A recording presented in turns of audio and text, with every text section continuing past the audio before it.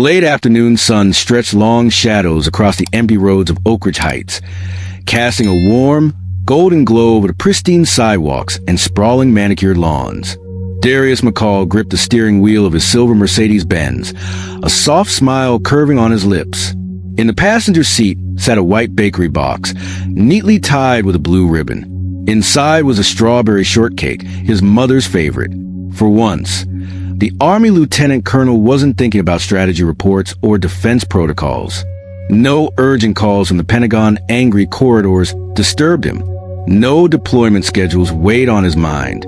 Today, he was just Darius, a son heading home, fulfilling a promise made during a rush phone call a week ago. "I'll come by, Mama. I'll bring your favorite cake. I promise."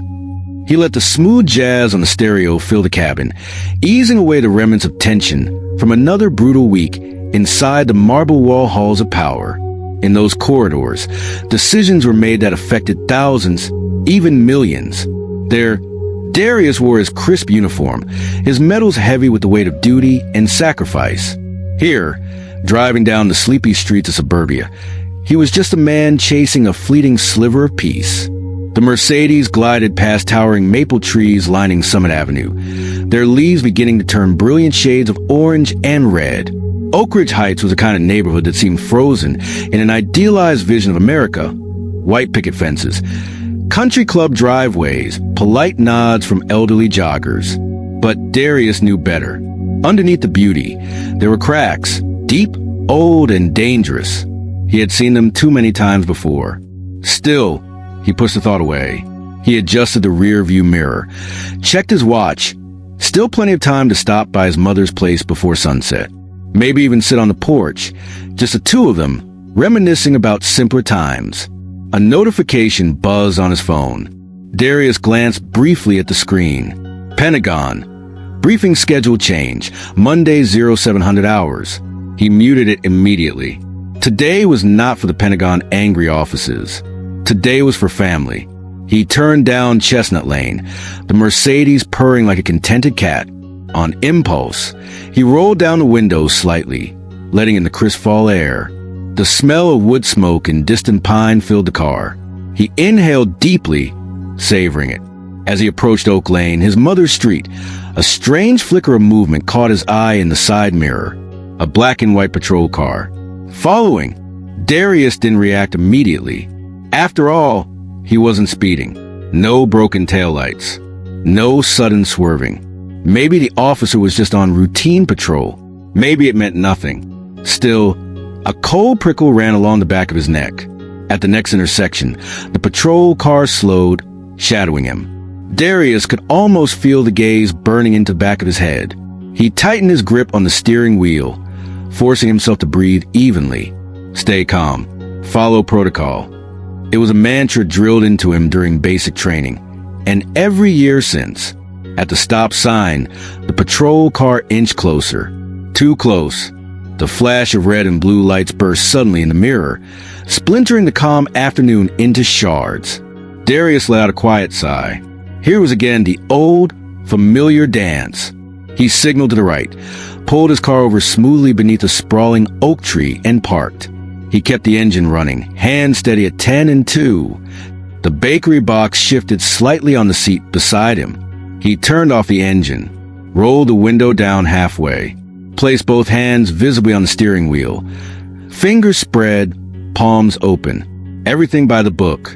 Through the side mirror, he watched as a patrol car, Brookfield Police by the markings, came to a hard stop about 15 feet behind him. The driver's door slammed open. A white officer, mid-40s, stocky, buzz-cut hair, climbed out. There was something in his stride, something aggressive, a swagger that spoke not of professionalism, but of possession. Darius's jaw tensed. The officer, his name tag reading Hollis, approached with his right hand hovering dangerously close to his holstered pistol, already at high alert, already assuming the worst. Hollis leaned down to the open window, the smell of coffee and sweat clinging to him. He didn't smile, didn't greet, didn't explain, just barked. License and registration. Darius met his eyes, a piercing, steady gaze born from decades of leadership in combat zones more dangerous than the suburban street. Stay calm. No sudden moves. No defiance. Not yet. He nodded slightly, voice low and respectful. Of course, officer. May I ask what the reason for the stop is? Hollis sneered. You don't belong around here. Driving around like you own the place. Now papers. Quick. There it was. The real reason. Not speeding. Not a busted taillight. Just his skin color wrapped around an expensive car. Darius swallowed the rising anger. Rage would only give men like Hollis an excuse. He reached slowly, exaggeratedly, to the glove box, retrieving his leather wallet and neatly folded registration papers. No sudden moves. No hidden surprises. He offered them through the window. Hollis snatched them without a word, scanning quickly, then tossing them back like garbage. Virginia plates, huh? Hollis smirked.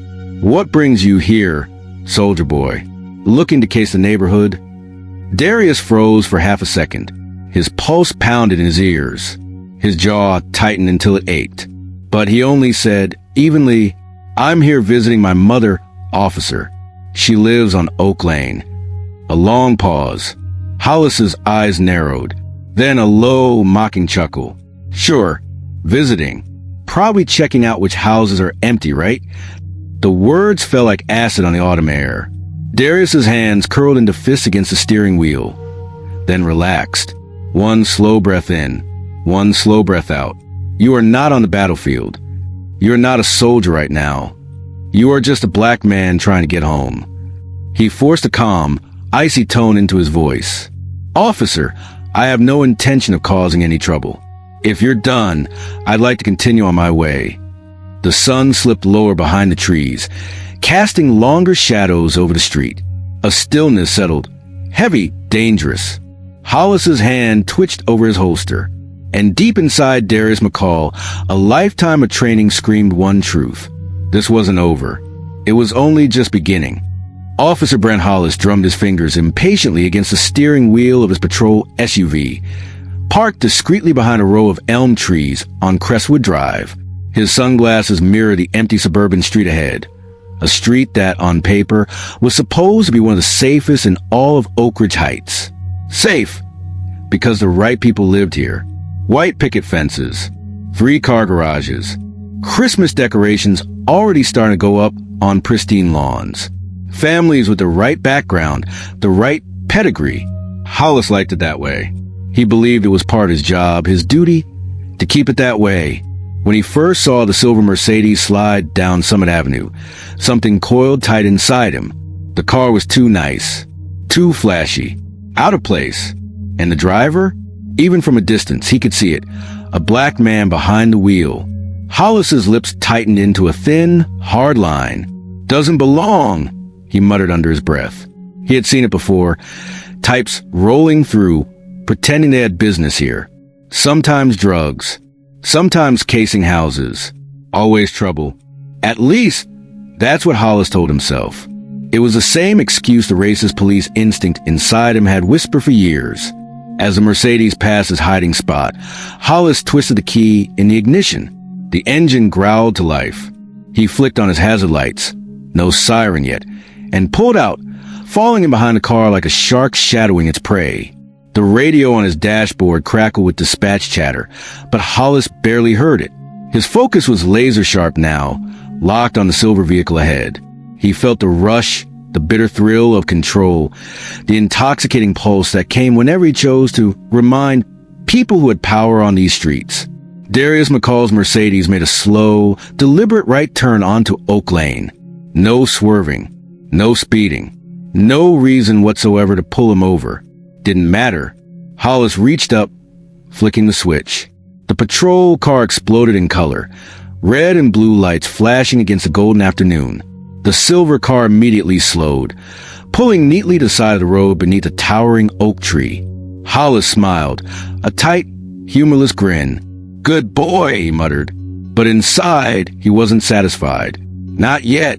He parked a few feet back, textbook distance for officer safety.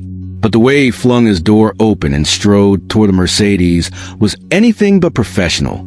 His right hand hovered near his Glock 19 automatically, despite the fact that the man inside hadn't moved an inch. From behind his sunglasses, Hollis watched the driver closely. Hands placed properly at 10 and 2. Window rolled halfway down. No sudden movements. Exactly by the book. Still, Hollis's gut twisted with suspicion. Too calm, he thought.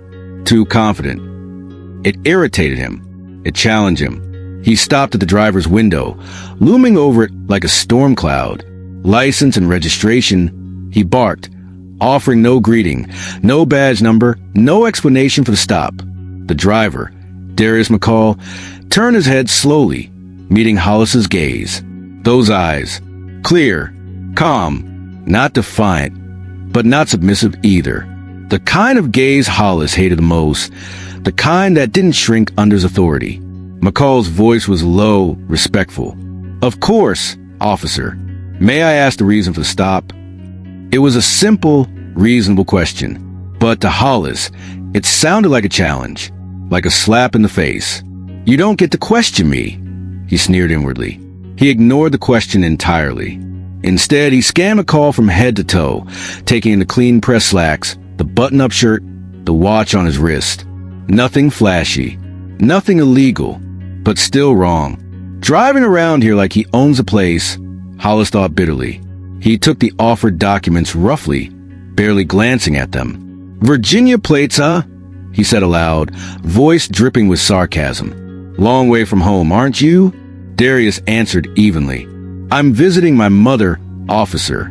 She lives just down the street." Hollis's fingers twitched around the documents. Visiting family. That was always the story, wasn't it? Probably scouting, Hollis thought. Probably texting his buddies right now about which houses are empty.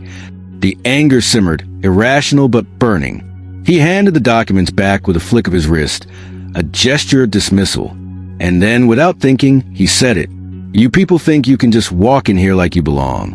Well, you don't." The words hung in the air, thick and poisonous.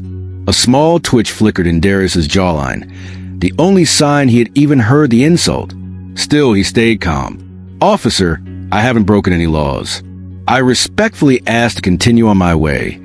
Polite, formal, controlled. It only made Hollis angrier. He leaned in closer, his shadow falling across the man in the driver's seat. "Get out of the car," he snapped. "Now." A heartbeat of silence. Darius's fingers tightened around the steering wheel. He didn't move. Not yet. He knew, with bone-deep certainty, that getting out could escalate things. But staying inside could be interpreted as refusing to comply. Either path was dangerous.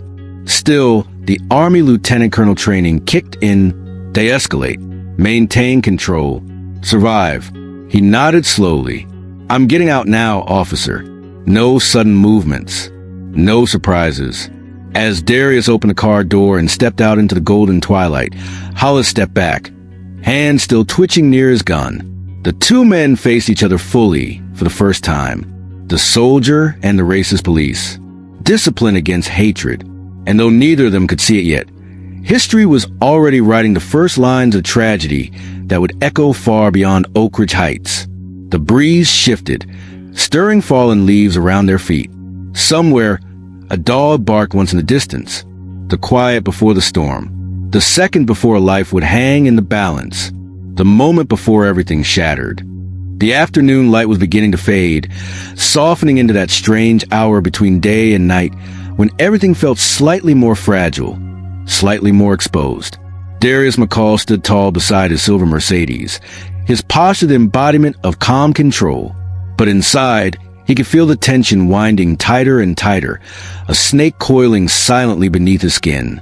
Across from him, Officer Brent Hollis paced like a predator, every movement radiating hostility barely contained under the thin veneer of authority. The flashing red and blue lights from Hollis's patrol car painted the whole scene in urgent, pulsing color, a cruel irony against the otherwise idyllic backdrop of Oak Ridge Heights. The lights screamed danger, and Darius knew it.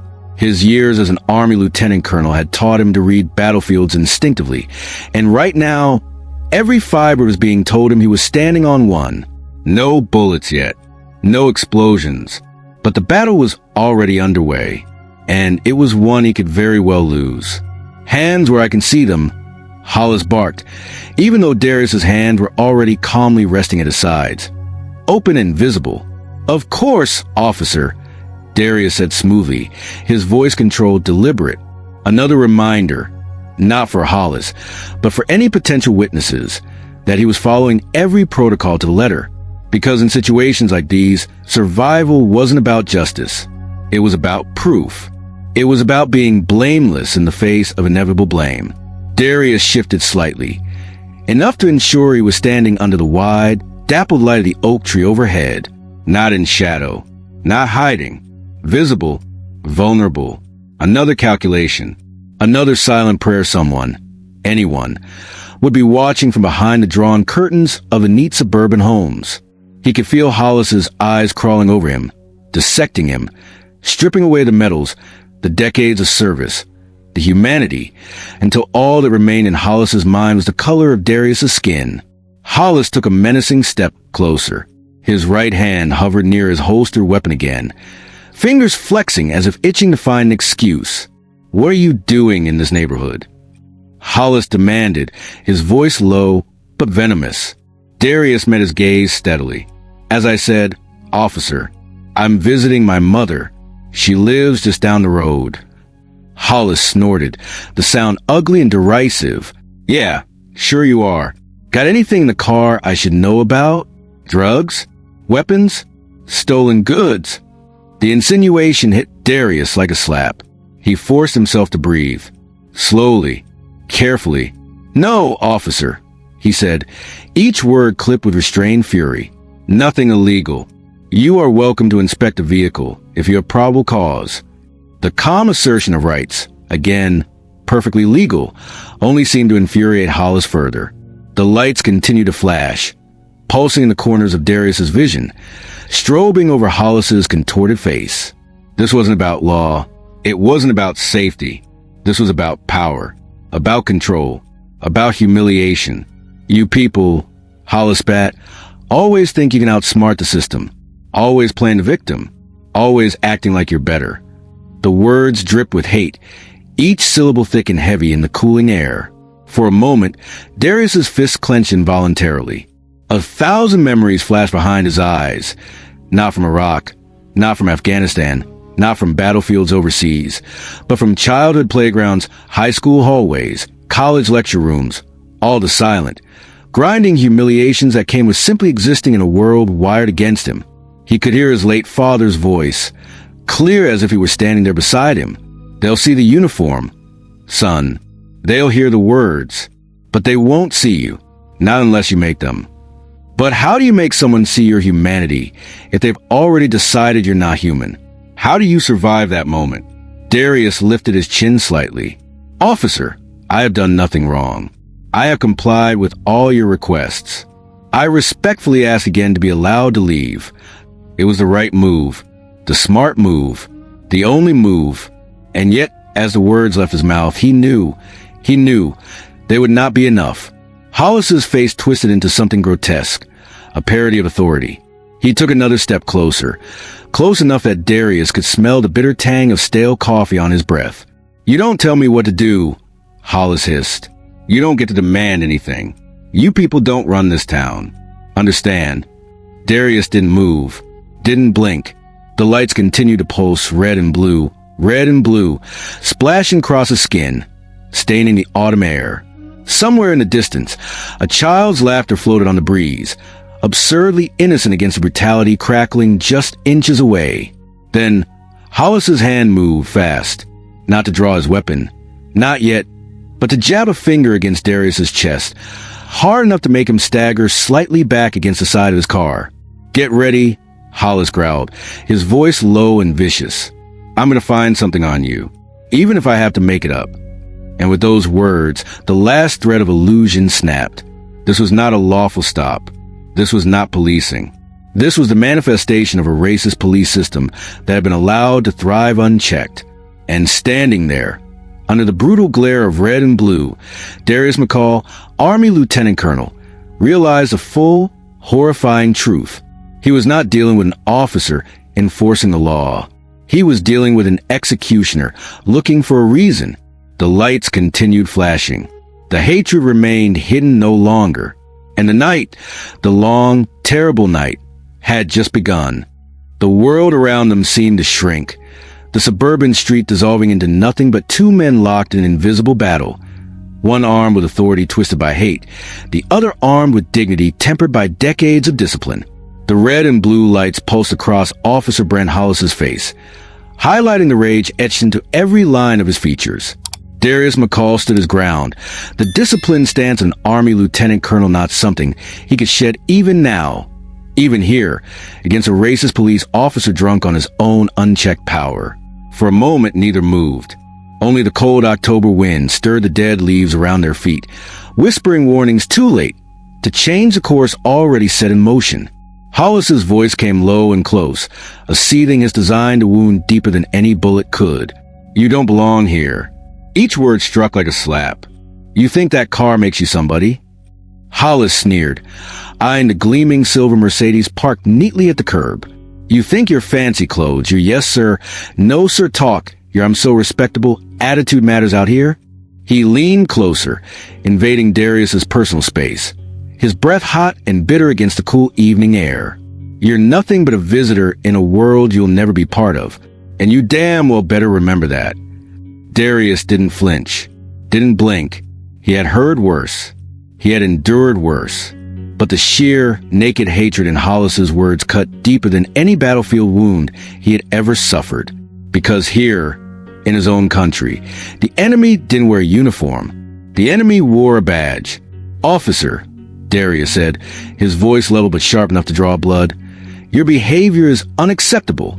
You are abusing your authority. I have complied with every legal request. I have broken no laws, and I will not tolerate further harassment."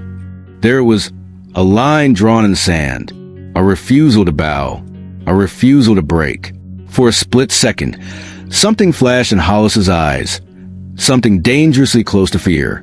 Then it twisted, mutating into pure, reckless fury. "You think you can lecture me?" he barked, his hand hovering near his weapon now not from caution, but from provocation. "You think because you can string a few big words together that you're better than me?" He jabbed his finger toward Darius's chest again, harder this time, shoving him back a half step against the car. "You people," Hollis spat, the venom thick, "always walking around like you own the damn place, thinking your little military titles make you untouchable." The words hit Darius like cold water, not because they surprised him. Nothing Hollis could say would surprise him anymore, but because of the raw truth they revealed. This was never about law enforcement. It was about resentment. It was about fear. It was about hatred so old, so poisonous, it barely needed a reason to rise. Inside Darius's chest, a slow, dangerous fire burned. Not rage, not even hatred. Something colder, something sharper. The understanding that survival here depended on walking a razor's edge, between resisting and submitting, between pride and preservation. And he was tired of walking that edge. Tired of fighting wars both overseas and at home. He straightened his shoulders, towering over Hollis despite the officer's aggressive posture. "I'm not going to argue with you," Darius said, his voice a calm blade slicing through the heavy air. "I will document this encounter. I will protect myself by lawful means." He reached slowly, deliberately, for the inside pocket of his jacket, where his phone rested. No sudden movements. No aggression. Only the need to defend himself against a system that had long ago decided men who looked like him were guilty by existence alone. Hollis's eyes widened.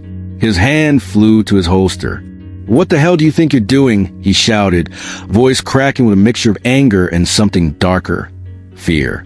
In Hollis's mind, trained by years of racist police assumptions, a black man reaching for anything, no matter how calmly, no matter how predictably, was a threat.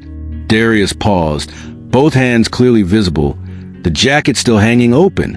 "I am retrieving my phone," he said, every syllable slow and deliberate, like speaking to a cornered animal, to record this unlawful interaction. But reason had already fled, fear had already won, and hatred was pulling the trigger. For a brief, excruciating second, time seemed to slow. The last rays of sunlight flashed off the chrome of the Mercedes. The wind died. The leaves stilled. Even the flashing patrol lights seemed to pulse slower, as if the universe itself were holding its breath. Then, Brent Hollis moved. Fast, violent, irrevocable. Bang. The sound of the gunshot cracked across Oak Ridge Heights like a bomb. Darius staggered back, a red blossom blooming across his crisp shirt. The phone, still only halfway out of his pocket, slipped from his fingers, landing with a soft, almost ridiculous plop onto the sidewalk. His knees buckled. His hands clutched instinctively at his stomach. The strawberry cake, forgotten on the passenger seat, began to sag and melt in the cool air.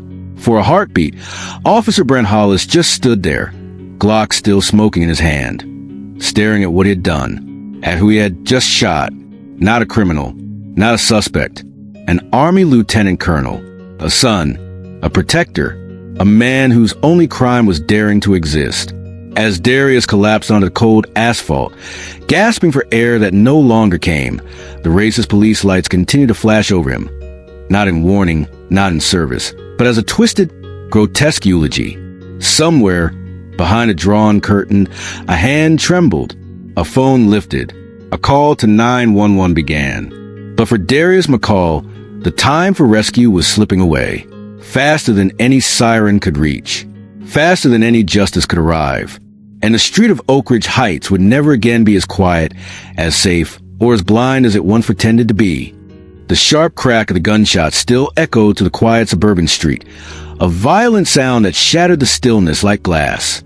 Darius McCall stumbled backward, confusion and agony crashing over him in a suffocating wave. His hand instinctively clutched at his abdomen, feeling the warm rush of blood spill out between his fingers. The pain wasn't immediate. It came after the shock, slow, then all-consuming, a fire igniting from deep within his core. His legs, trained through decades of discipline to stand tall under pressure, buckled beneath him.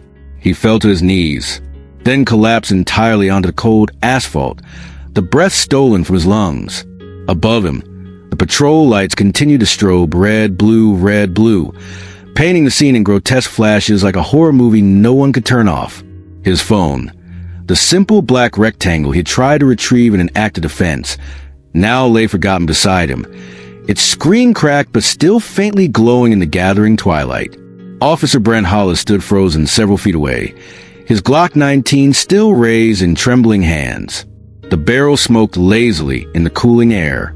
His mouth hung open slightly, breath coming in shallow, uneven gasps. The training he had once received, the protocols, the endless lectures about judgment, discretion, escalation of force, all of it vanished in the split second he had decided fear was more important than fact. And now, looking down at the motionless body of the man he had just shot, he realized, dimly, sickly, that he had made a mistake. A catastrophic, irreversible mistake. For a moment, the world seemed suspended. No sirens, no footsteps, no shouting neighbors. Just the two of them, the racist police officer and the Army lieutenant colonel, bound together in the final, brutal consequence of misjudged intent. Darius tried to breathe, tried to move, tried to speak. Nothing obeyed. The pain was blinding now. Every heartbeat a brutal hammer against the ruined architecture of his body. He tasted copper at the back of his throat. His vision blurred at the edges, darkening, collapsing inward. He could hear his mother's voice, faint and far away, call him home for dinner as a boy. He could hear the crisp snap of salutes from soldiers under his command. He could hear the crackling of flames from long-ago battlefields overseas.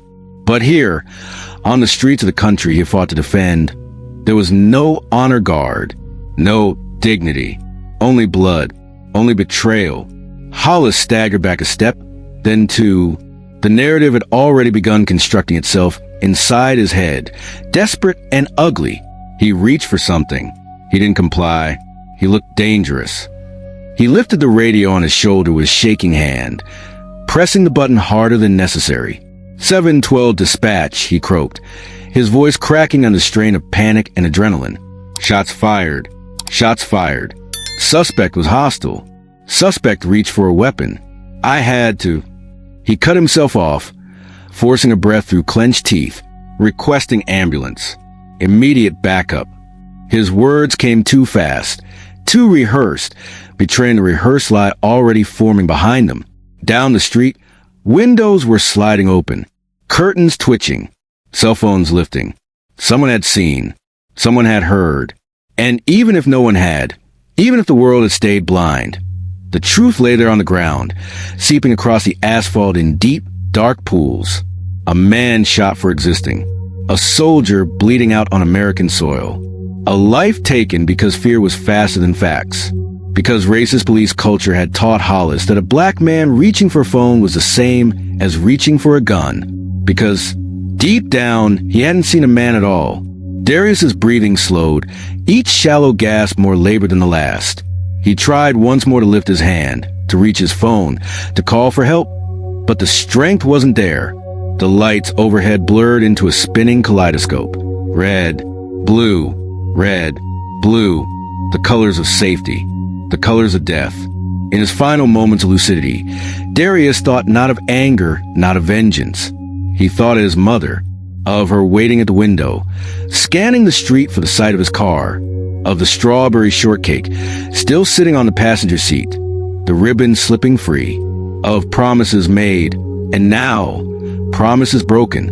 Officer Hollis dropped his weapon hand to his side, trembling. He looked down again at the body, lying motionless in the spreading blood. For the first time, he really looked, and what he saw was not a criminal, not a thug, not a threat, but a man who had once worn the uniform of the United States Army, a man who had held a phone, not a weapon. And somewhere, far in the back of Hollis's mind, came a whisper of realization that no excuse, no spin, no fabricated testimony would ever wash his blood from his hands. The sirens began to wail in the distance, growing louder, closer, backup, paramedics, witnesses, consequences. As the ambulance raced toward the scene, Darius McCall's chest rose once, twice, then stilled. A soft breeze stirred the fallen leaves around his body. The first stars blinked into existence overhead, and the world, blind, indifferent, unforgiving, spun on. The night descended over Oak Ridge Heights in a heavy, suffocating blanket. The suburban calm shattered beyond repair. Red and blue lights spun frantically against the manicured lawns and white picket fences, casting surreal reflections onto the windows of the silent homes. Families pressed against their curtains, peering out into a world that had suddenly become far less safe, far less sanitized. On the street, Officer Brent Hollis stood like a man on the edge of a crumbling cliff, the weight of what had done crashing down upon him. But survival, not truth, was the instinct that roared in his ears now. And so the lies began. He crouched beside his radio, voice trembling but trying to project professionalism. Dispatch. Suspect pulled what appeared to be a weapon, he repeated. Had no choice. Officer safety. Officer safety. His words came fast, like a drowning man grasping for driftwood. Behind him, Darius McCall's silver Mercedes had abandoned, its driver's side door still ajar, the white bakery box slipping slowly onto the passenger side floor, its neat blue ribbon unraveling like a silent accusation. The weapon Hollis claimed to have seen, lying just feet from Darius's body, a battered black smartphone. Still, lifeless, as innocent as the man who had tried to use it to save himself. The first backup unit screeched to a halt nearby. Officers poured out, hands instinctively on their holsters, trained to respond to the word shots fired, with guns drawn and adrenaline high. Sergeant Manuel Ortega, a veteran of 2 decades on the force, was the first to reach Hollis. What happened? Ortega barked, scanning the scene, the motionless body, the glint of red-soaked pavement, the weaponless hands of the man lying dead. Hollis swallowed hard. He resisted. Hollis said quickly, "I gave him commands." He refused. Then he reached inside his jacket. Quick, aggressive. "I thought he had a gun. I had to shoot." The story spilled out of him in disjointed pieces, patched together by desperation. Ortega narrowed his eyes. Something wasn't adding up. No weapon visible. No struggle. The scene felt too still. But years of loyalty to fellow officers, of conditioning to circle the wagons at the first whiff of controversy, held Ortega's tongue for now. He nodded curtly. Secure the scene. Tape it off. Medical's en route. But inside, a cold knot had begun forming in his gut. This wasn't just another bad call. This was something far worse. Minutes later, the paramedics arrived. They rushed toward Darius, hearts pounding, trained hands moving automatically. But one look told them the truth. The blood loss was catastrophic. The chest had gone still. They worked anyway. Compressions, intubation, desperate attempts to call back a life already slipping too far away. Their actions were a formality now, a grim ritual in the face of irreversible finality. One paramedic, young and new to the job, whispered under his breath as he worked, "Jesus Christ, what did they do to him?" Sergeant Ortega knelt by the body. Carefully, with gloved hands, he searched Darius's pockets, looking for ID, for anything that could explain or complicate what was already spiraling into disaster. His fingers brushed against a thick leather wallet. He opened it under the harsh glare of the patrol lights. Driver's license, credit cards, family photos, and then, tucked neatly behind a laminated insurance card, he saw it, the military ID, United States Army. Name McCall Darius E. Rank, Lieutenant Colonel 05. Assignment, Department of Defense, Pentagon. Ortega froze. He read the card again, and again, because somehow, even though his brain understood the words, it refused to accept them. Lieutenant Colonel, Pentagon. An Army lieutenant colonel had just been gunned down on a quiet street in Oakridge Heights by a racist police officer chasing ghosts born of his own hatred. And the Pentagon Angry reaction was already inevitable. It would come like a tidal wave, unstoppable and unforgiving. This would not be swept under the rug. This would not be spun or buried with bureaucratic doublespeak. Not when a decorated military officer, a man who had sworn an oath to protect this country, had been executed on American soil by one of its own guardians. Ortega stood slowly, his face pale. He turned toward Hollis, who was pacing back and forth near his patrol SUV, mumbling fragments of his rehearsed story under his breath. "You're going to need to call this in properly," Ortega said, voice tight. Hollis stopped pacing. His eyes, wild and bloodshot, met Ortega's. "I followed procedure," Hollis said quickly. "He resisted. He reached. You saw it, right?" He looked aggressive. Ortega said nothing. The silence between them grew heavy, unbearable. Across the street, neighbors were gathering behind police tape, their phones held high, recording everything. Every flashing light, every frantic word shouted between officers, every stumble and hesitation. And in every frame, the truth was becoming harder to hide. The web of lies that Hollis was trying to spin was already fraying at the edges.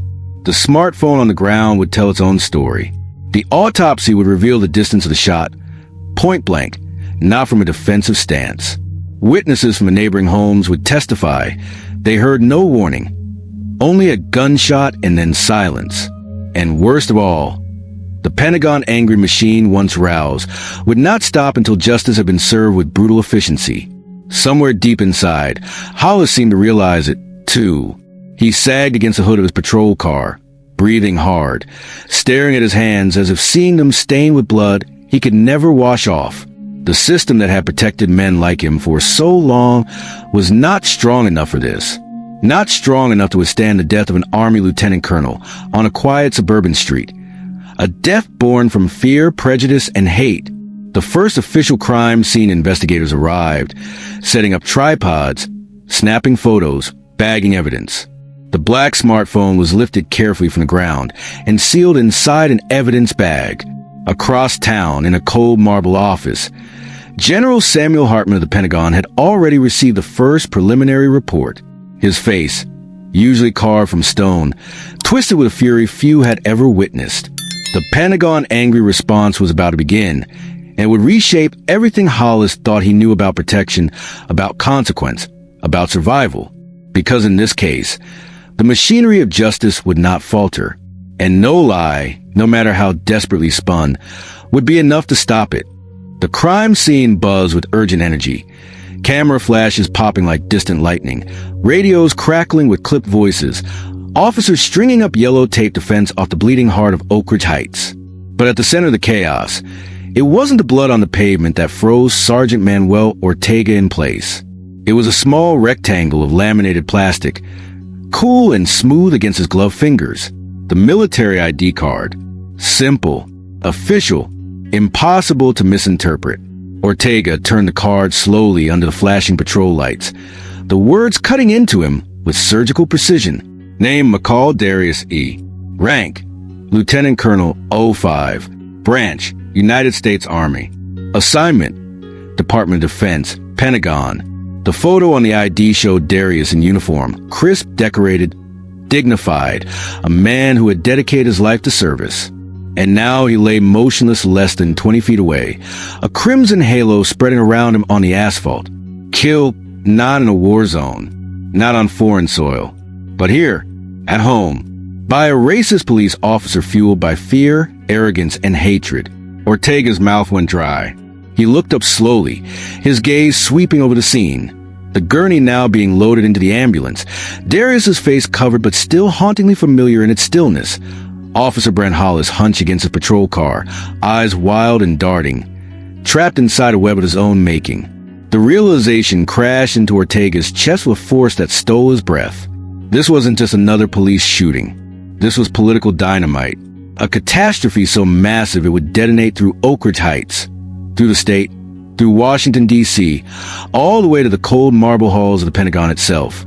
He snapped into action. Bag this separately, he ordered sharply, handing the ID card to a nearby evidence technician. Chain of custody, double verification. No mistakes. The young technician nodded, sensing the urgency without needing to ask questions. Ortega didn't trust his voice to stay steady. Not yet. He turned away, pulling out his radio, switched to the encrypted channel, reserved for internal command communication. Command! This is Sergeant Ortega. Urgent update on the officer-involved shooting at Summit and Oak Lane. Static crackled. Then a calm voice replied, Go ahead, Sergeant. Ortega inhaled sharply. Victim identified as Lieutenant Colonel Darius McCall, United States Army. Active duty. Assigned to the Pentagon. There was a beat of silence on the other end. A long, heavy beat. Then the response came, clipped and grave. Acknowledged. Secure scene. Do not engage with media. Command staff en route. Translation. This just became a federal matter, and hell was about to rain down. Across the street, cell phones continued recording. Neighbors whispered in growing outrage, some already piecing together the story. An unarmed black man, a cop too quick to shoot. But none of them yet understood the full gravity. None of them yet realized that the man bleeding out on their quiet street wasn't just another civilian casualty. He was a symbol. He was a catalyst. And now, the Pentagon Angry machine had been set into motion. In Arlington, Virginia, in an office lined with plaques, flags, and grim-faced portraits of former generals, a secure phone rang. General Samuel Hartman, Vice Chief of Staff of the United States Army, picked it up, expecting a routine report. What he received instead was a hammer blow. His longtime colleague, his mentee, his friend, Lieutenant Colonel Darius McCall, shot down like an animal on American soil by the very institution meant to protect him. General Hartman slammed the phone down, so hard the wood of his desk cracked slightly. His aide-de-camp, standing nearby, flinched. Prepare statements, Hartman barked, his voice trembling with fury barely held in check. Mobilize legal counsel. Alert the Department of Defense Office of Civil Rights. Contact the governor. I want eyes on Oak Ridge Heights by sunrise. The aide nodded and rushed out, heels clicking against the marble. Hartman stood there for a moment, breathing hard, staring out the massive window at the darkened expanse of Washington, D.C. Not this time, he whispered to the empty room. Not this man. not this injustice. Because this wasn't just about Darius anymore. This was about every soldier who had ever been told that their sacrifice mattered, about every promise made to protect the ones who protect the nation. And this time, that promise would not be broken quietly. Back in Oak Ridge Heights, Sergeant Ortega watched as Hollis was led to the back of another patrol car, not in handcuffs, not yet, but isolated, separated, the first small domino tipping toward an inevitable collapse. The evidence mounted by the minute, the smartphone on the ground, untouched, witness statements that would soon flood in, the disabled body cam, a glaring red flag, the Pentagon's involvement guaranteed scrutiny so intense it would strip every lie bare. There would be no cover-up, no quiet resignation and pension. There would only be judgment. The ambulance pulled away, its siren strangely muted, as if even the vehicle itself recognized the gravity of what had occurred. Inside, Darius's body lay still beneath a white sheet, en route to an autopsy that would confirm what everyone on that street already knew deep down. He had posed no threat. He had shown no weapon. He had died because Brent Hollis had seen not a decorated officer, but a target born of skin color, not of action. And somewhere, in the deep gears of government and military power, a machine that rarely stirred for individual injustice had awakened. Because this time, the blood still bore stars and stripes in its veins. This time, the Army Lieutenant Colonel had a voice that would not be silenced. This time, the Pentagon Angry would roar. And nothing, no lie, no shield, no tradition of racist police impunity, would be strong enough to withstand it. In the dead silence of early dawn, Washington, D.C. felt like it was holding its breath. The marble corridors of the Pentagon, normally bastions of order and procedure, now thrummed with something far more volatile: rage. Not the kind born from battlefield defeats or political betrayals. This rage was personal. It was a kind that crackled behind clenched jaws, that burned in the eyes of men and women who had given everything for a country that just spat in their faces. Lieutenant Colonel Darius McCall had not simply been killed. He had been executed on American soil by a racist police officer for existing, and the Pentagon Angry response had been set into unstoppable motion. General Samuel Hartman stood in the Situation Room, flanked by senior officials from the Department of Defense, Joint Chiefs, and Pentagon Legal Counsel. The giant screen on the wall played muted footage. Aerial shots of Oak Ridge Heights lit up by police sirens, close-up cell phone videos of the shooting aftermath, blurry clips of Hollis being escorted away. In the center of the screen, for a haunting moment, lingered the crime scene photo, the silver Mercedes, the black cell phone on the ground, the spreading pool of blood under the patrol lights. Hartman didn't need the sound on to know exactly what had happened. It was the same old story. The one America kept trying to pretend didn't exist. But this time it was different. This time, the victim wasn't a forgotten name. This time, it was one of their own. Status report. Hartman barked, his voice like a whip crack. A colonel stepped forward, his hands steady despite the tension that gripped the room. Preliminary findings confirmed that Lieutenant Colonel McCall was unarmed.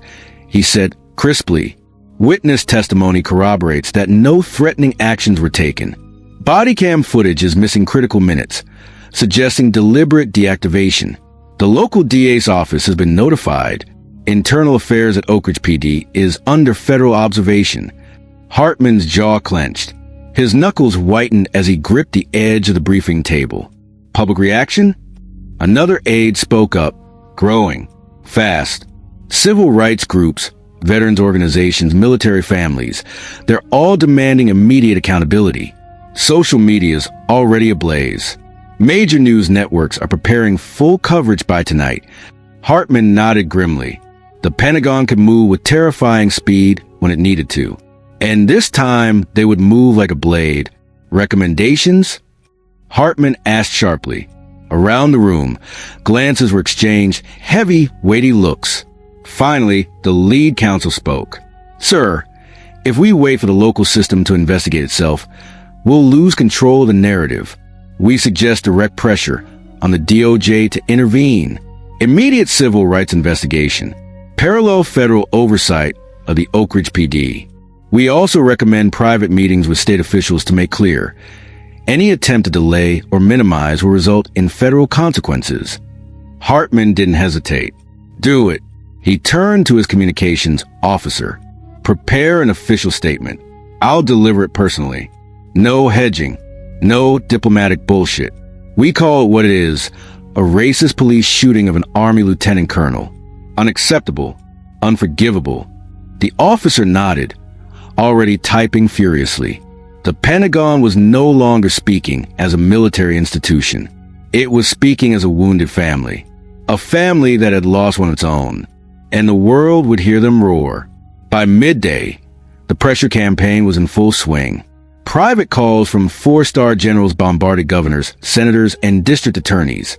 The Secretary of Defense personally spoke with the president, emphasizing the national security risk posed by a loss of military trust in civilian law enforcement. Army spokespeople fanned out across major media outlets, giving carefully worded but emotionally powerful interviews about McCall's service, his sacrifice, his humanity. Photos of Darius in uniform, smiling with fellow soldiers, shaking hands with foreign dignitaries, cradling a newborn niece, flooded news broadcasts. The message was clear. This was not a thug. This was not a mistake. This was a national betrayal. Meanwhile, Oak Ridge Heights was drowning under the tidal wave. Sheriff's offices fielded calls every minute. Journalists camped outside the police department. Candlelight vigils were organized in front of the courthouse. Signs appeared on front lawns. Justice for Lieutenant Colonel McCall. Even moderate voices, those who usually urge caution and patience, found themselves swept up in the undeniable, gut-wrenching injustice. And at the center of it all, Brent Hollis sat alone in a gray interrogation room, staring at his trembling hands, the enormity of his actions finally crashing into him. The shield of racist police loyalty he had once counted on was disintegrating around him, not because the system had changed, but because this time the victim's badge was heavier. This time, the Pentagon Angry wouldn't let the world look away. General Hartman's press conference was scheduled for 6 p.m. sharp. The Pentagon briefing room, usually reserved for announcements of troop deployments or defense budgets, was packed beyond capacity. Cameras, microphones, flashing lights. The nation and the world was watching. Hartman stepped to the podium, the weight of the Army behind him, the grief of a fallen brother heavy on his shoulders. He spoke plainly, clearly, without spin. Today, the United States Army mourns one of its own. He began, his voice grave. Lieutenant Colonel Darius McCall, a decorated soldier, a beloved son, and a proud American, was unjustly killed on the streets of the country he served so faithfully. He paused, letting the words sink in. The evidence is clear. This was not a tragic misunderstanding. This was a failure of justice. A racist police action fueled by prejudice, not fact. A murmur rippled through the room. Hartman continued, voice steady as iron. The Army stand with the McCall family. We demand full accountability. We demand full justice. And we pledge that Darius McCall's death will not be another footnote. It will be a catalyst for change. The Pentagon Angry had spoken, and there would be no retreat. Outside, thousands of people gathered around the Pentagon perimeter, holding candles, flags, and signs. Some wore their old uniforms. Some wore T-shirts with Darius's photo. All of them carried a piece of the outrage and the hope that maybe, just maybe, this time would be different. Because this time, the voice demanding justice wasn't just coming from the streets. It was coming from the very heart of America's power. And it was just getting started. The investigation into the death of Lieutenant Colonel Darius McCall was no longer a local affair. It was now a national reckoning. And the hunt for truth had begun. Relentless, brutal, and under the full glare of a Pentagon Angry that would not allow even a sliver of injustice to be swept aside. At the Clearwater County Courthouse, the district attorney's office had transformed overnight into a war room. Walls were covered with photos, maps of Oak Ridge Heights, timelines written in thick red marker. Every call, every witness, every second of missing footage. Nothing was left untouched. District Attorney Clarissa Boone, a sharp-eyed woman with a reputation for fearlessness, stood at the center of it all, her arms crossed, her mind already 10 moves ahead. The order had come down from the highest levels. This investigation would be fast, thorough, and merciless. And Boone had no intention of letting this become just another tragic headline. She flipped through the preliminary reports. Autopsy confirmed a single gunshot wound at close range, abdomen, fatal blood loss. Toxicology, Darius, clean.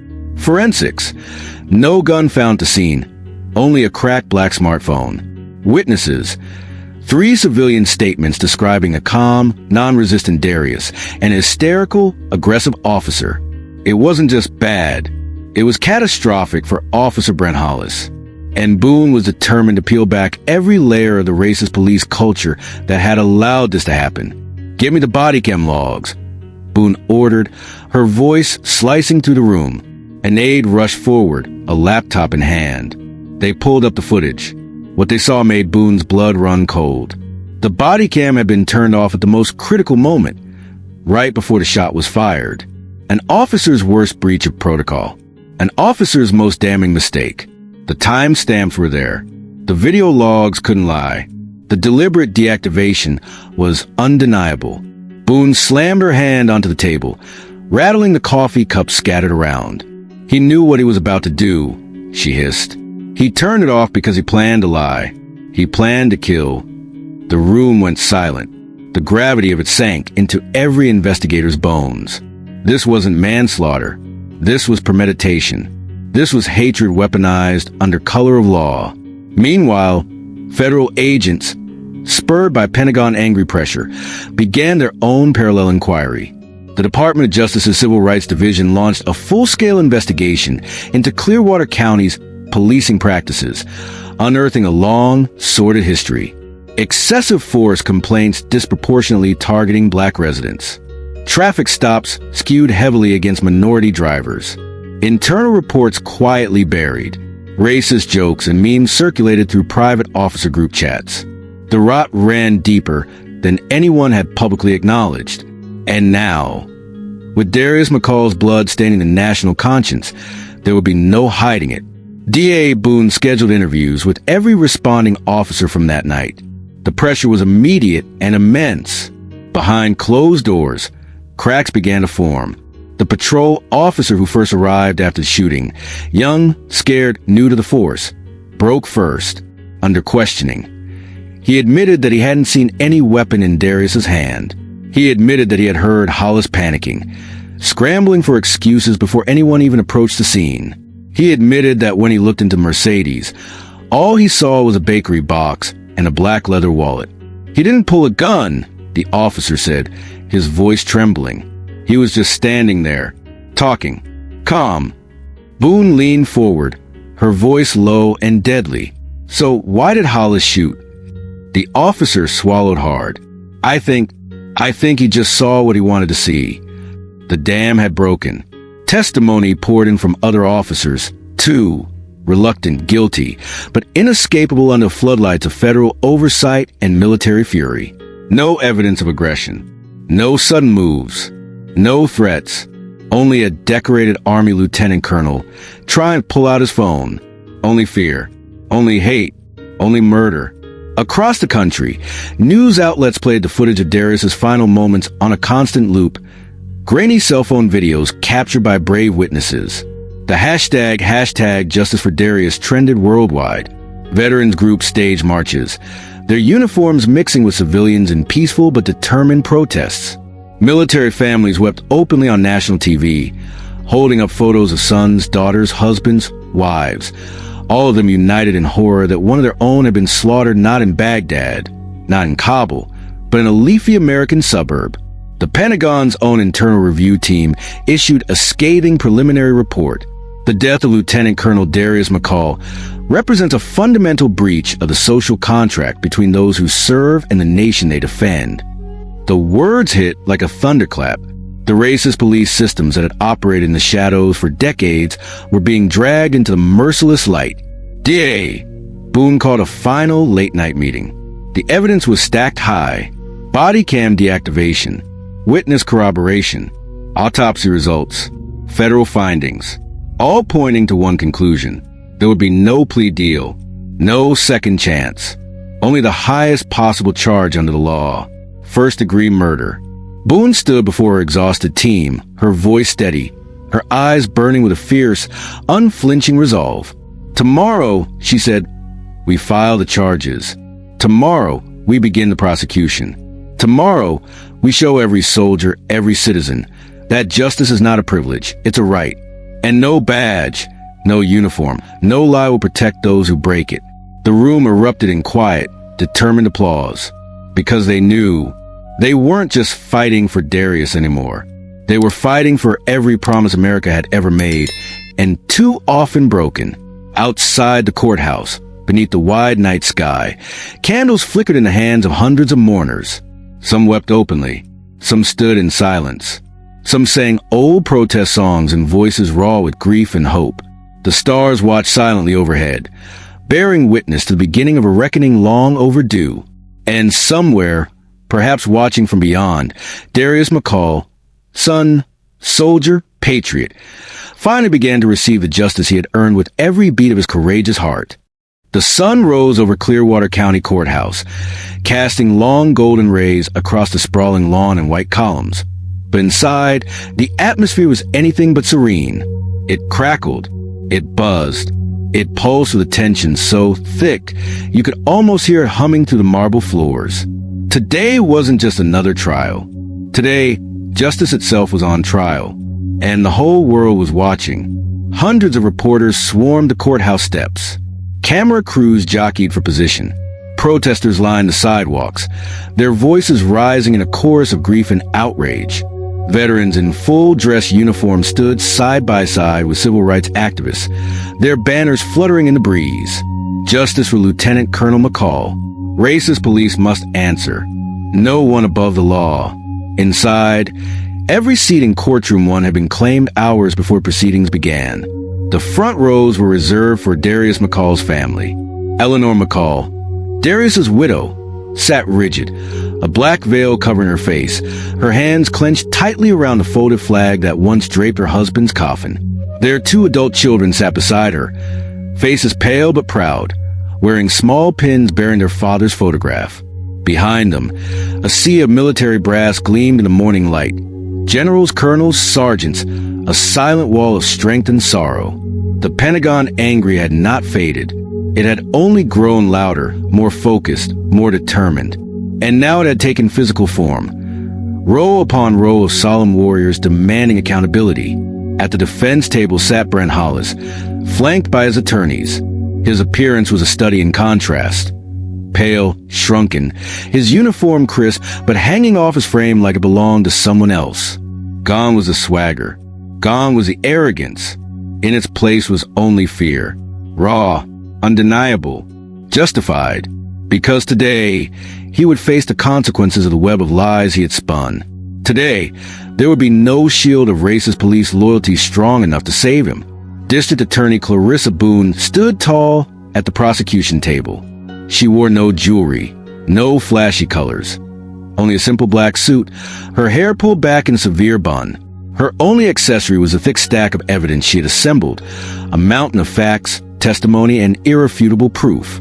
Today, Boone wasn't just prosecuting a murder. She was prosecuting a betrayal of Darius McCall, of every soldier who had ever saluted the flag, of the very idea of justice itself. The judge entered, a grizzled, no-nonsense man known for his strict adherence to the law and his utter disdain for theatrics. The courtroom rose, then sat as he called the case to order. State of Clearwater versus Brent Hollis. The bailiff intoned. Boone rose. "Your Honor, the people are ready." The defense counsel, a polished man with silver hair and a nervous tick in his left eye, echoed, "The defense is ready, Your Honor." The battle lines were drawn. The air vibrated with anticipation. Boone's opening statement was simple, devastating. She painted a picture, not a chaotic, high-stress police encounter, but a cold, deliberate abuse of power. She described a racist police culture that had conditioned Hollis to see a black man in a luxury car as a threat.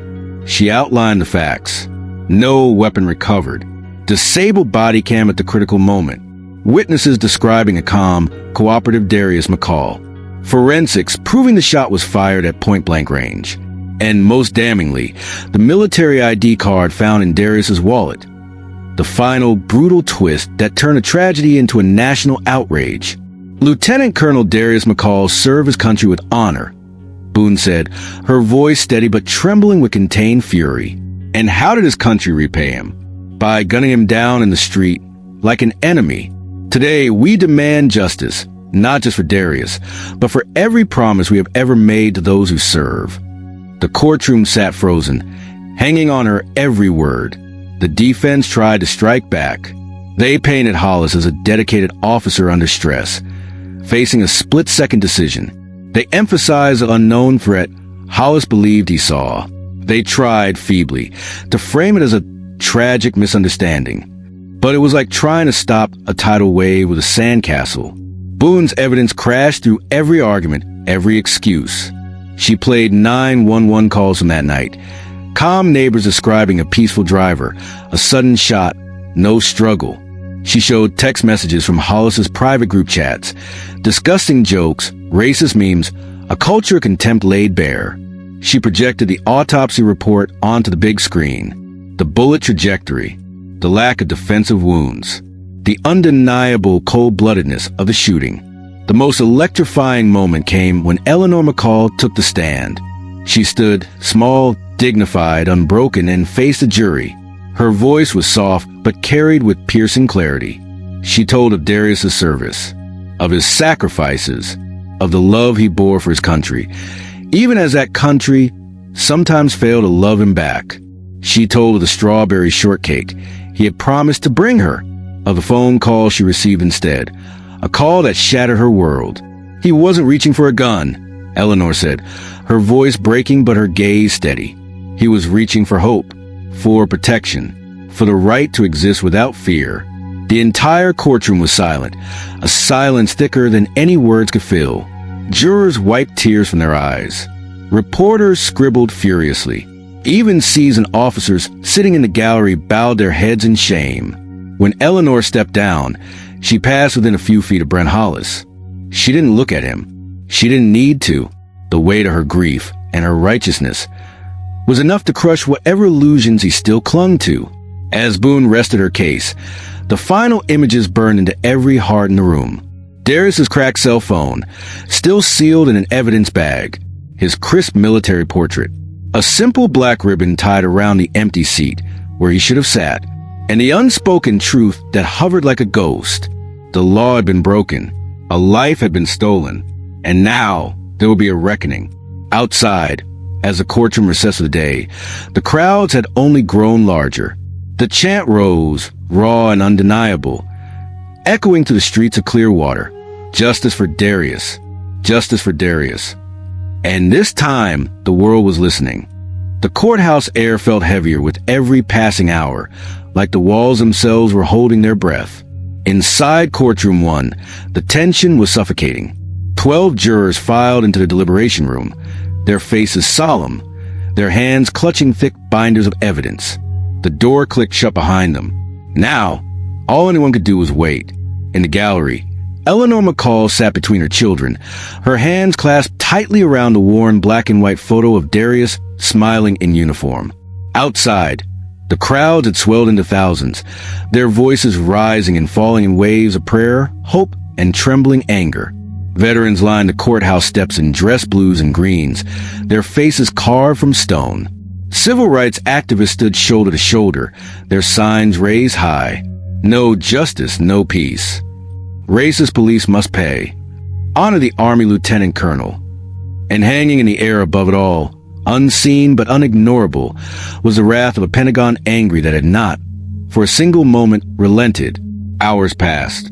Inside the jury room, deliberations raged. They reviewed every piece of evidence. The disabled body cam, the forensic reports, the eyewitness testimonies, the damning group chats dripping with racist police bigotry. Some jurors wept openly as they read Darius's military commendations. Others clenched their fists when replaying the 911 calls describing the shooting. Calm, unjustified, lethal. They were not just deciding Hollis's fate. They were deciding what kind of justice this nation would recognize. Would it be the old justice, The justice that excused the racist police with whispers of fear and split-second decisions? Or would it be something new? Something earned with blood and tears and relentless truth? Finally, after 2 agonizing days, the jury knocked on the door. They had a verdict. The courtroom filled within minutes, packed tighter than ever before. Camera crews huddled at the back. Federal observers lined the walls. The McCall family sat like statues, barely breathing. At the defense table, Brent Hollis stared down at his hands. Hands that had once gripped a gun in hatred. Hands that had changed the course of history. Now they shook uncontrollably. The judge entered, his robe sweeping across the polished floor. He nodded once. The bailiff spoke. Madam Foreperson, has the jury reached a unanimous verdict? The jury forewoman, a black woman in her late 50s, her voice clear and unwavering, stood. Yes, Your Honor. A heartbeat. Then, too, the entire room seemed to lean forward. On the charge of first-degree murder against the defendant Brent Hollis, how do you find? The forewoman lifted her chin. We find the defendant guilty. The words exploded through the room like a thunderclap. Gasps, sobs. The sound of justice, heavy and perfect but real, crashing down on Clearwater County for the first time in a long, long while. At the defense table, Hollis slumped forward, his mouth open in silent horror. The courtroom guards flanked him instantly, as if the very gravity of the guilty verdict might pull him into the earth. At the prosecution table, Clarissa Boone closed her eyes briefly, a single tear slipping down her cheek. This victory was not about professional pride. It was about Darius. It was about every black soldier, every black citizen, who had ever walked these streets under the burden of suspicion and fear. And today, for once, the burden had shifted. Eleanor McCall broke down quietly, her children wrapping their arms around her. Their father would never come home, but he would not be forgotten. He would not be dishonored. Justice, long denied, long delayed, had finally whispered his name back into the world. Darius. But the day was not done. There was still the question of sentencing. And here, another twist would shake the foundations of a nation. After a short recess, the judge returned to the bench. He had spent the interim reviewing arguments from both sides. The prosecution pushing for the death penalty, the defense begging for mercy. Now the time had come. He addressed the courtroom with a voice like iron. This court finds that the murder of Lieutenant Colonel Darius McCall was not merely a tragic loss of life. It was an execution fueled by hatred, committed under color of law, against a man who embodied the highest ideals of service and sacrifice. He turned, his gaze boring into Hollis. You abused your badge. You betrayed your oath. You destroyed a family, a community, a nation's trust. The gravity of your crime demands the highest punishment available under the law. The courtroom froze. It is a judgment of this court, the judge said, his voice heavy, solemn, inescapable, that the defendant Brent Hollis shall be sentenced to death. A collective exhale, half gasp, half sob, rippled through the room. Even seasoned reporters dropped their pens in shock. The death penalty for a police officer? It was almost unheard of. A historic verdict. A seismic rupture in a system that had protected racist police for generations. And now, at last, the walls had cracked. Hollis let out an inhuman cry, a wretched howl of despair, as the guards grabbed his arms and hauled him away. His screams echoed down the marble halls as he disappeared from sight. Justice, brutal and rare, had finally arrived. Outside, the crowds exploded into chants, cheers, and sobs. Flags waved. Candles burned. People embraced strangers in the street. And from the Pentagon to every military base across the nation, soldiers paused, saluted, and whispered a silent thank you to one of their own. Because today, the United States of America had taken a step, however small, however painful, toward honoring its promises. Eleanor McCall stood on the courthouse steps, facing the cameras. Her voice, when it came, was steady, strong. My husband believed in this country, she said. And today, this country proved it could believe in him. The morning after the verdict, Clearwater County felt different. The air was cleaner, the streets quieter, and yet beneath the surface, something enormous had shifted. something that no camera could capture and no headline could fully explain. For the first time in a long, long while, justice had been served. And the world was trying to understand what that meant. Outside the courthouse, the crowds remained. Some people sang hymns. Others simply stood in silence, candles burning low in trembling hands. Across the nation, flags flew at half-mast at military bases, honoring the fallen Army lieutenant colonel, whose death had ignited a reckoning. At the Pentagon, a massive American flag was unfurled across the front lawn, a symbol of grief, defiance, and determination stitched together in red, white, and blue. The Pentagon Angry had forced change to happen, not just in the courtroom, but in the heart of a wounded country. Eleanor McCall stood once again before a sea of microphones, cameras flashing wildly around her. But today, there was a different kind of strength in her. A strength born not from anger, not from despair, but from hope. Fragile, new, hard-earned. Her black dress fluttered gently in the cool morning breeze as she cleared her throat and spoke. "Today, we do not celebrate death," she said, her voice clear and resolute. "We do not rejoice in another life lost, even one taken by hatred. Today, we honor a man who loved deeply, served selflessly, and believed, even in his final moments, that the law could protect him." Her voice cracked slightly, but she pressed on, each word carrying the weight of her husband's sacrifice.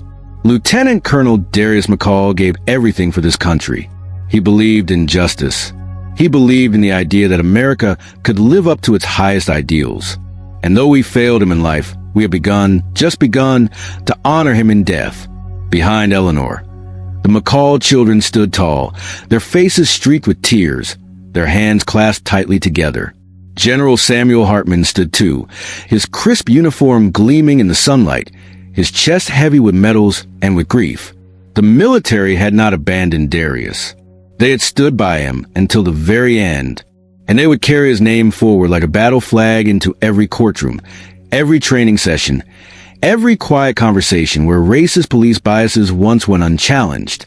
The Army lieutenant colonel had become a symbol, a martyr not for war, but for peace. Across America, ripple effects spread like wildfire. Police departments announced sweeping reforms. Mandatory body cam activation laws with felony consequences for tampering. Bias training revamped with direct Pentagon oversight. Civilian review boards gaining real teeth. Subpoena power. Independent prosecutors. For the first time in decades, the conversation around racist police brutality wasn't just about anger. It was about action. Hard, messy, painful action. Late that night, Eleanor visited the small cemetery where Darius had been laid to rest under a canopy of whispering trees. She knelt at his headstone, simple, dignified, military-issued. The words etched into the stone glistened under the moonlight. Lieutenant Colonel Darius Emmanuel McCall, 1974 to 2024. Beloved husband, father, patriot. He fought for justice until his last breath. Eleanor placed a trembling hand on the cool marble. "We did it, my love," she whispered, tears spilling freely now. "They heard you. They finally heard you." The wind rustled through the trees, as if carrying her words upward. And somewhere beyond the stars, perhaps Darius smiled, that warm, slightly mischievous smile she loved, knowing that his death had not been in vain.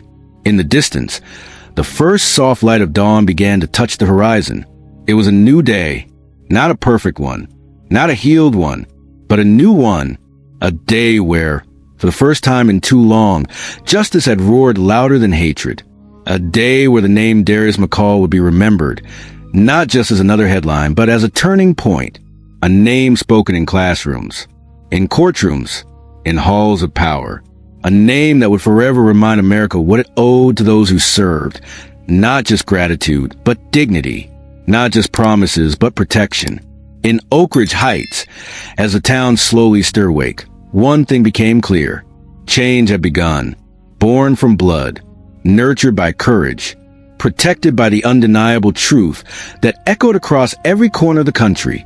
No one, not even racist police officers, was above the law, and the fight for justice, once ignited, would never be extinguished again. As the sun fully rose, bathing the town in golden light, Eleanor stood up, brushed the tears from her cheeks, and smiled faintly. For Darius, for her children, for every voice that had been silenced too soon. Today they spoke. Today they won. And tomorrow, they would keep fighting for a better world, a fairer world, a world where no army lieutenant colonel or any man, woman, or child would have to fear the color of their skin. If this story moved you, if it made you feel, think, or hope for a better world, don't let it end here. Please like this video to honor Darius's memory. Subscribe to our channel so you never miss another story that matters. And share this video, because change begins with awareness, and you can be part of that change. Every click, every share, every new voice helps keep stories like Darius McCall's alive and pushes us closer to the justice and dignity everyone deserves. Together, we can make sure the world hears the truth. Thank you for standing with us.